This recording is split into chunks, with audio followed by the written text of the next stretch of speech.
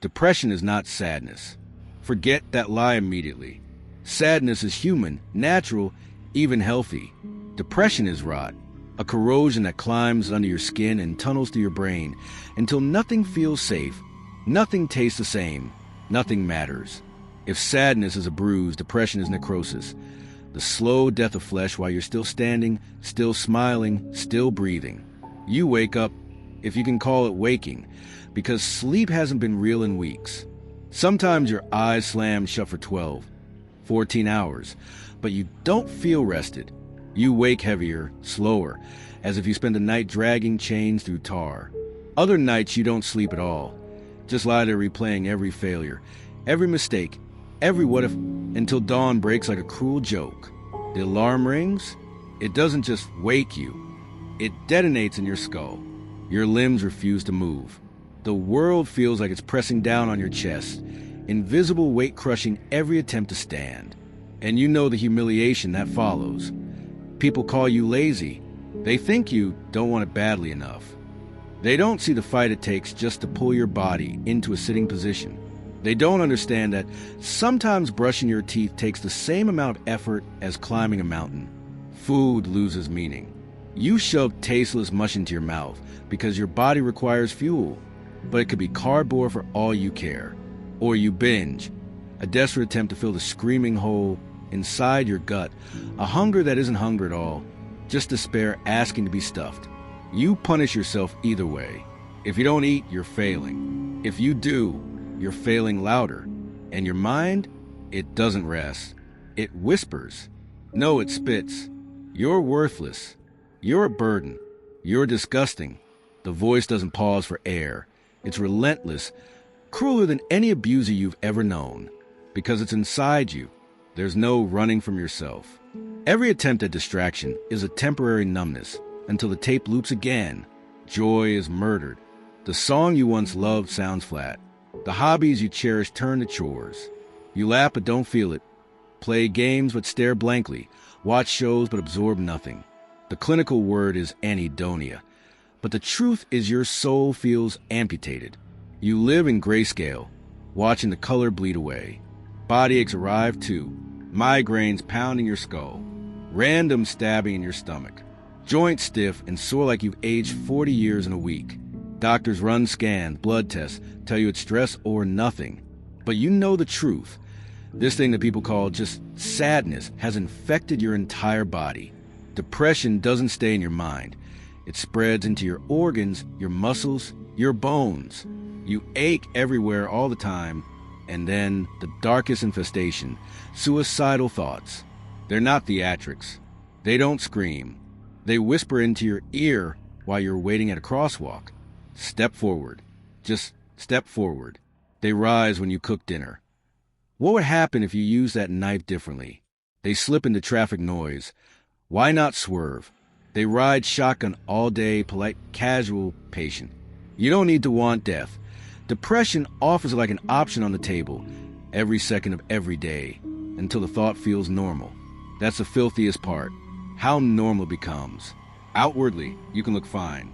You can dress up, put on makeup, smile, go to work, laugh on cue. No one sees you slipping because the mask is intact. But the second you're alone, the mask slides and there's nothing behind it. Just emptiness, self-contempt. Exhaustion so pure you fantasize not about happiness, but about ceasing to exist. People say, fake it till you make it. In depression, you fake until you break. Smiling depression is common. Those who crack jokes, meet deadlines, post selfies, then cry on a bathroom floor. Think of teachers standing before classrooms, professionals leading teams, parents packing lunches. On the surface, competence. Inside, collapse. Their minds scream for relief. But society doesn't see the fire because the flames are invisible. What makes this worse? The duality. The cruel paradox. Depression lets you function just enough to convince everyone else you're fine, while torture you inside to the point you fantasize about ending it all. You're punished twice, suffering internally, then being disbelieved externally. And here's the ugliest symptom of them all, the loss of self. Depression erases you. Your ambition, your likes, your identity, your relationships. You don't remember who you were before, and you can't imagine who you could be after. You exist in a void. When people ask what's wrong, you don't even know what to say because everything is wrong down to the marrow of your existence. That's the landscape of symptoms. Not pretty metaphors, not gentle downs. It's disease, invasion, infection. Depression is claws under skin, acid in veins, a fog that suffocates without killing. And it's everywhere. Millions live like this daily. Your co-worker, your brother, your friend, maybe even you. Invisible wars fought in silence, until silence wins and another obituary reads, "Gone too soon." People love to simplify depression. They say it's in your head, like you can just outthink it. Or they say it's because you're stressed, like quitting your job will cure rotting brain circuits. They want tidy answers. But depression is not tidy. It's a perfect storm. Biology, psychology, society. Each side loads a gun and pulls the trigger together. Let's start with the biology. The hardest to see, the easiest to deny. Inside your skull is a 3-pound lump of flesh people romanticize as the mind. But under depression, it's less poetical. It's malfunctioning wiring, short-circuited chemistry, literal shrinkage. And yes, shrinkage is real. MRI scans show the hippocampus, the part of your brain that handles memory and learning, actually shrinks under chronic depression. Cells die. Your hardware melts. That's not weakness. That's disease. Neurotransmitters, the chemicals that signal between brain cells, go haywire. Serotonin drops, so mood regulation collapses. Dopamine sputters, so motivation and reward vanish. Norepinephrine misfires, so your ability to focus turns to dust. Imagine a city where traffic lights flash red, green, and nothing all at once. Chaos. You still walk around, but inside the system is a wreck. Hormones pour gasoline on the fire. Excess cortisol rips through your nervous system like acid. It weakens your immune response, inflames your organs, damages your memory. Some studies point to actual inflammation inside the brain itself. Immune cells attacking neurons as if they were invaders. Depression is a war fought inside your own biology. And don't forget genetics. They don't doom you, they load the dice. If depression walks in your family, you might inherit the wiring, but environment gives the shove. Trauma, abuse, loss, they hit genetic tripwires and unleash biochemical chaos. Some unlucky people are born already standing closer to the cliff. There's also the gut. Most people don't want to hear this, but your intestines and brain are in constant conversation. A damaged microbiome. Too few healthy bacteria. Send distress signals up the vagus nerve, spiking inflammation, altering mood regulation. In other words, even your digestive system gets to screw with your sanity. You think depression is just mental? No, it's total body warfare. Biology alone doesn't explain why one soldier develops depression while his comrade, exposed to the same bombs and screams, doesn't. Psychology finishes the job. Early wounds cut deepest. A child abandoned, mocked, unseen, learns the truth. I am not worthy. That truth embeds like steel rebar in concrete. Years later, when stress cracks the surface, that rod remains, rusting from within. Depression doesn't appear then. It was seeded long ago. Trauma rewires alarm circuits. An adult abused as a child may flinch at every slammed door. The mind lives in constant threat, flooding itself with stress chemicals daily. Eventually, burnout transforms into collapse, depression. Cognitive distortions fuel the spiral. If you fail, you tell yourself you're useless. If you succeed, you tell yourself it wasn't enough. That's how depression works. It turns thought itself into a weapon aimed at you. Perfectionism pours oil on the flame. Every mistake is proof you shouldn't exist. Every shortcoming makes the entire self worthless. Combine that with a culture of hustle and always happy, and you get people tearing themselves apart to meet impossible standards, until collapse becomes the only outcome. Then there's rumination, the endless replaying of pain. Normal minds let go. Depression chains memory to an endless carousel. You keep turning over the same failures until your brain etches them as unescapable fate. Learned helplessness is the final nail. Imagine a dog shocked no matter what it does. Eventually, it lies still even when it could escape. Humans do the same. After enough betrayals, failures, abandonments, the psyche stops fighting. That's depression, when survival instinct malfunctions, and you don't even reach toward the open door. But depression doesn't just spawn in isolation. Society waters it. We live in cultures that measure worth by productivity. Your value is your output. Can't perform because your brain is rotting? Congratulations, you're lazy, unreliable, weak. Try explaining depression at work and watch promotions vanish. Try filing for sick leave and see suspicion grow. Employers want output. No one wants the truth. Social media multiplies the poison. Every scroll jabs you with curated happiness. Perfect bodies, perfect jobs, perfect smiles. You scroll your loneliness past a million fake highs and begin to believe you alone are broken. In reality, half those smiles hide their own rot. But the algorithm rewards deception, and depression feeds off comparison. Poverty and injustice cement despair. Economic precarity traps people in cycles of overwork and shame. Communities scarred by discrimination soak in generational trauma. Depression becoming a legacy as real as any surname. Loneliness spreads like wildfire in urban hubs where 10 million people stand shoulder to shoulder, yet no one speaks eye to eye. Even stigma itself is social cruelty. Try telling family. Some will scoff, others will insist you pray harder or snap out of it. Meanwhile, you shrink smaller, convinced further that you are failing at being human. Stigma kills faster than biology ever could, because it stops people from seeking help before damage becomes permanent. This is depression's origin. 3 rivers converging. Biology primes the brain with cracks. Psychology keeps hammering, creating fractures. Society pours acid into the open wounds. And what forms is a perfect storm where body, mind, and culture collaborate in destruction. No, it's not just in your head. It's in your blood, your neurons, your hormones, your memories, your family history, your workplace, your bank account, your culture. Depression spreads across the entire architecture of your life until escape feels impossible. That's the truth. Raw, uncompromising. Depression doesn't need a single cause because it is hundreds, each one capable of tearing you another way. It isn't weakness. It isn't dramatic sadness. It's war inside and outside, all happening at once. And the terrifying part? You don't even need all the triggers. Just enough. Just a little genetic bad hand. Plus some bullying, plus some loneliness, and then the rot sets in. That's how depression begins. Myths, lies that keep the noose tight. Myth 1, it's just sadness. You'll get over it. Sadness is when you cry for 2 days because someone left you, but you can still laugh at a joke. Depression is a morgue inside you that doesn't close.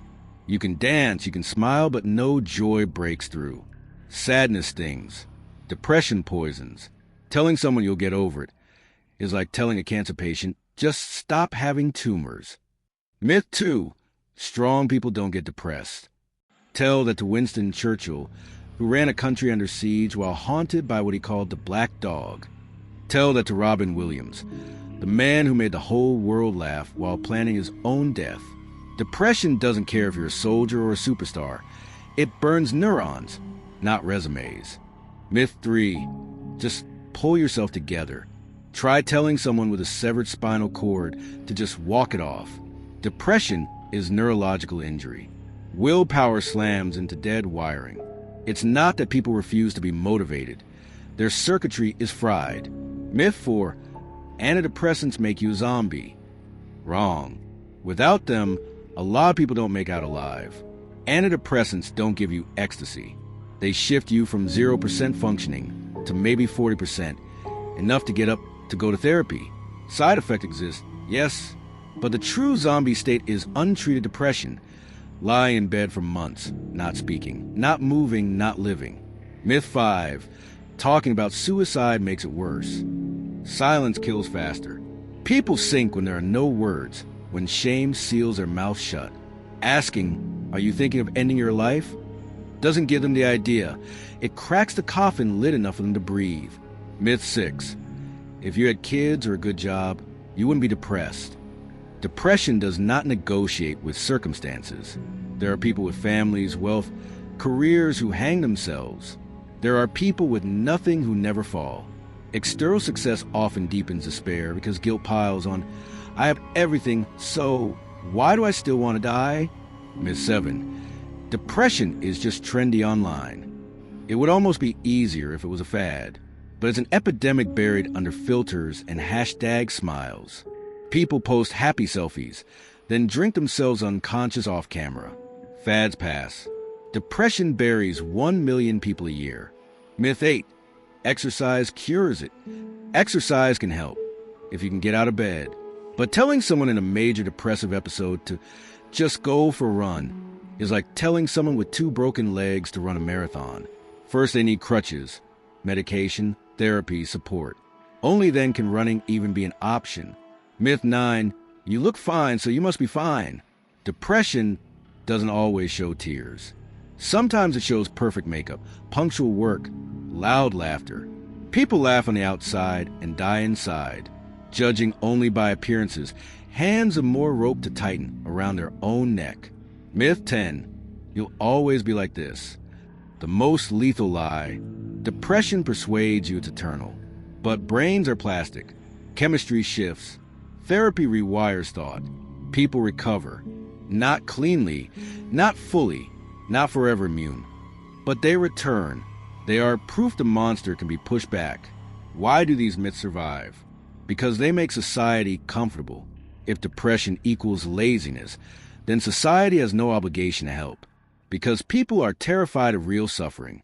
Denial is easier than looking into the abyss and admitting anyone could fall. Because ignorance still infects medicine. Some doctors prefer to dismiss what they can't measure with a blood test. These myths are locks on the cage. They keep sufferers trapped inside, while everyone else stays smug and blind outside. Breaking the myths is the first sledgehammer swing against the walls. Let's kill the fantasy right now. There is no miracle cure. No, just think positive. No one retreat in the mountains. No magic drug that makes you whole overnight. Recovery from depression is not glamorous.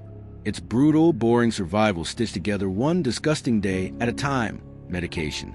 They do not turn your life into rainbows. They lift you off the floor just enough to crawl toward the door. They rewire brain chemistry, stabilize neurotransmitters, give back 20 to 40% of functioning. That's not happiness. That's survival. Yes, some side effects suck. Yes, sometimes you try several until one works. But the alternative is rotting in silence until you don't wake up at all. Therapy, not motivational pep talks. Real therapy is homework. Digging into scars you'd rather bleed alone. CBT forces you to question every distorted belief your illness screams. Trauma therapy makes you relive pain you worked years to bury. It feels like tearing a scab open again and again. But slowly, the rewiring happens. The inner prosecutor loses his grip. Routine. Ugly truth. Recovery is boring. Wake up at the same time. Take the damn pills. Make the bed. Eat something. Shower. These small commands feel monumental, but they're what keep you alive long enough for bigger healing. You do them not because you want to. You do them because breathing is the bare minimum rebellion. Body. Exercise is not magic, but moving shakes chemicals loose. 10 push-UPS in your bedroom. A walk to the corner, lifting something heavy. Not for six-pack abs. For the cruel irony that the body you hate is still your best tool to fight back. People. Depression tells you to isolate. You must resist. Call someone you trust. Text a friend. Join a group. Not because they'll fix you, but because silence fattens depression and conversation stars it. Even one human voice is a weapon against the whispering inside your head. Time. The monster doesn't leave quickly. Setbacks will come. You'll think, I was better yesterday, why the collapse today? That's how it works. Recovery spirals, not straight lines. You go back and forth. You slip, you hate yourself, and then you crawl again. And slowly, if you survive long enough, weeks of gray yield glimpses of light. Understand this. There's a way out. Recovery is real. Not perfect, not pretty, not guaranteed, but real. The brain can regrow dendrites. Neuroplasticity means circuitry can adapt. Body chemistry stabilizes. People who have stared into that abyss learn to live again, sometimes more fiercely than before. But the only real requirement is this: you must stay alive long enough to reach it. That's the rebellion. Staying alive is victory. Depression doesn't want you sad. It wants you gone. Every day you refuse to die is breaking its back one more inch. If this journey resonated with you, if a sentence, a moment, or a feeling rang true, don't keep it to yourself. Share your thoughts in the comments. Your words can be the hand someone else reaches for today. If you believe this message can help even one more person feel seen, tap like. It helps the algorithm carry these ideas to those who need them most. And if you want more thoughtful dives into the mind, practical tools, and stories that remind us we're stronger than we think, subscribe. This channel is a space for clarity, compassion, and growth. The night passes, morning comes. Step by step, we move toward it together